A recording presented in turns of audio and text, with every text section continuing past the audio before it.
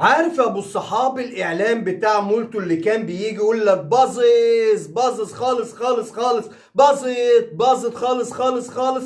هو ده حال الرياضة المصرية في الفترة دي. النهاردة هنتكلم عن فضيحة جديدة واتهامات جديدة والقبض على احد رجال مرتضى منصور كما يدعون المستشار محمد عثمان، محامي النادي الاهلي ومحامي الكابتن محمود الخطيب، بيتهم المستشار مرتضى منصور في ان هو سبب فضيحة خالد مرتجي امين صندوق النادي الاهلي والفنانة سما المصري، وان مرتضى منصور هو اللي طلع ان في علاقة ما بين خالد مرتجي وسما المصري. وطلع المستشار محمد عثمان مع الاستاذ خير رمضان وشرح الموضوع وقال ان تم القبض على احد رجال مرتضى منصور، واللي مرتضى منصور مشغلهم كلجان الكترونيه لمحاربه خالد مرتجي. النهارده هنعرف ايه الحقيقه وهنكشف كل شيء، بس خليني الاول يا ابو الصحاب اسلم على اصحابي واخواتي. السلام عليكم ورحمه الله وبركاته اصدقائي واخواتي ومتابعين ومشاهدين افراد اسره ملعب افندينا على اليوتيوب واسره منوعات الباز افندي على الفيسبوك. اهلا وسهلا بكم ووحشتوني، وكالعاده لا يحلى الكلام الا بذكر خير الانام رسولنا الكريم عليه افضل الصلاه والسلام. يلا يا ابو الصحاب ادعم اخوك باللايك، واللي لسه ما اشتركش في القناه اشترك في القناه وفعل زر الجرس عشان يصلك كل جديد وتكون واحد من افراد اسره ملعب افندينا. وانت يا ابو الصحاب اعمل اللايك وادعم اخوك على صفحه الفيس، ونخش في موضوعنا بقى. طب يلا بينا. بص يا سيدي، كان في مقولة كده وحاجات بتتقال، إشاعات زي ما بيقولوا إشاعات إن في علاقة ما بين الأستاذ خالد مرتجي أمين صندوق النادي الأهلي والفنانة الشهيرة سما المصري، اللي أثارت الجدل في الشارع المصري لسنين كتير، وخصوصا إن سما المصري تطاولت قبل كده على المستشار مرتضى منصور، ومرتضى منصور لجمها زي ما بيقولوا، وطلعت بعد كده اعتذرت للمستشار مرتضى منصور وسامحني ارجوك تسامحني. لما طلع مرتضى منصور مع المرحوم وائل الابراشي رحمه الله عليه وقال له اسمها زينب حتاته ومش عارف ساميه حتاته، وكانت شغاله خدامه، وبدات الاتهامات، وبعد كده طلع قرار بحبس سما المصري.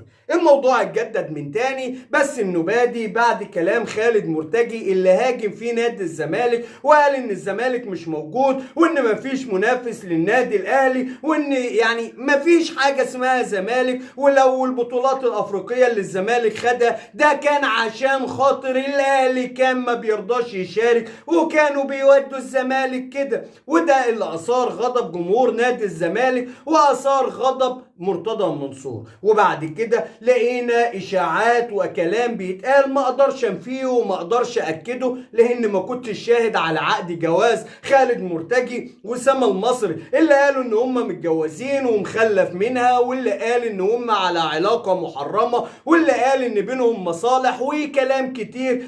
عافانا الله وعافاكم ان احنا نتكلم في هذا الموضوع. لكن طلع المستشار محمد عثمان امبارح مع الاستاذ خير رمضان عشان يتهم المستشار مرتضى منصور ان هو وراء هذه الاشاعات، وان مرتضى منصور هو اللي بيروج لحملة تشويه خالد مرتجي، ومرتضى منصور جايب لجان الكترونية وبيقبضهم التوتو عشان يشوهوا اي حد يقف قصاده. حتى كده قال محمد عثمان او الاستاذ محمد عثمان او المستشار محمد عثمان، طبعا اي حد بنقول اسمه له مننا كامل الاحترام والتقدير، قال ان مفيش غير شخص واحد في الرياضة المصرية هو اللي بيعمل كده، واحنا خدنا حقنا منه بالقانون واحنا حبسناه، في اشارة للمستشار مرتضى منصور اللي اتحبس في قضية سب وقذف الكابتن محمود الخطيب لمدة شهر.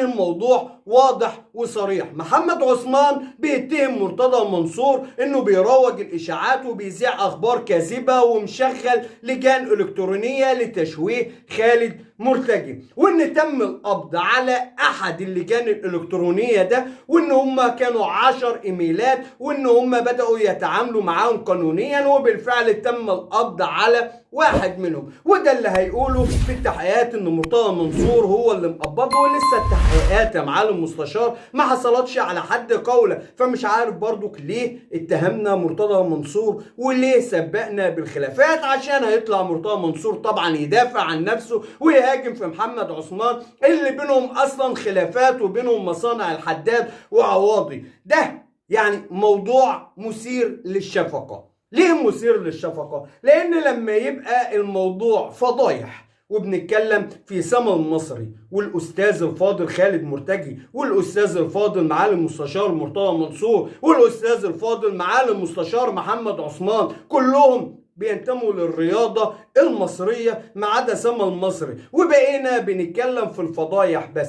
ده عايز يفضح ده، وده بيحاول يطلع أسرار ده، وده بيبين خبايا ده، وده عايز يطلع ان ده بتاع عمولات وسمسرة، والتاني عايز يطلع ان المنافس بتاع نسوان وحريم، وغدا مش عارف هنعمل ايه. يعني الموضوع زاد عن الحد، ما عادش فيه منافسة رياضية شريفة داخل أرضية الملعب. المنافسة دلوقتي ما بين الأهلي والزمالك، مين يقدر يشوه مين اكتر، مين يقدر يشوه رموز التاني اكتر. يا ترى مرتضى منصور عمولات وسمسرة كما يقولون عنه، ام خالد مرتجي فضايح ونسوان وسما المصري كما يدعون عليه؟ هل يا ترى هنشوف في يوم من الايام حالة هدوء ما بين الاهلي والزمالك، اللي بقى الصراع لا رياضيا ولا كرويا ولا حتى في العاب الصالات، الصراع في السباب والشتم والقذائف.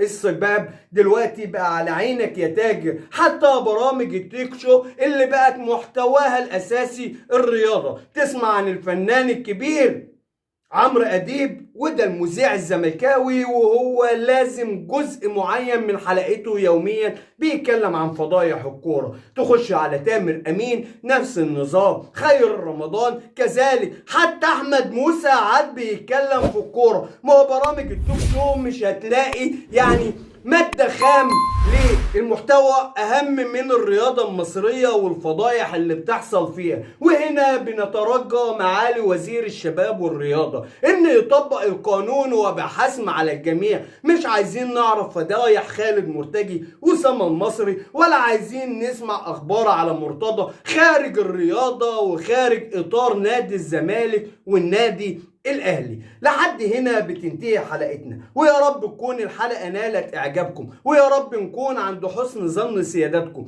واللي لسه ما دعمش اخوه باللايك فضلا منك وليس امرا، ادعم اخوك باللايك والاعجاب على صفحه الفيس يا ابو الصحاب. واللي لسه ما اشتركش في القناه فضلا منك وليس امرا، اشترك في القناه وفعل زر الجرس عشان يصل كل جديد، وتكون واحد من افراد اسره ملعب افندينا ومنوعات الباز افندي. والى اللقاء يا اصدقاء.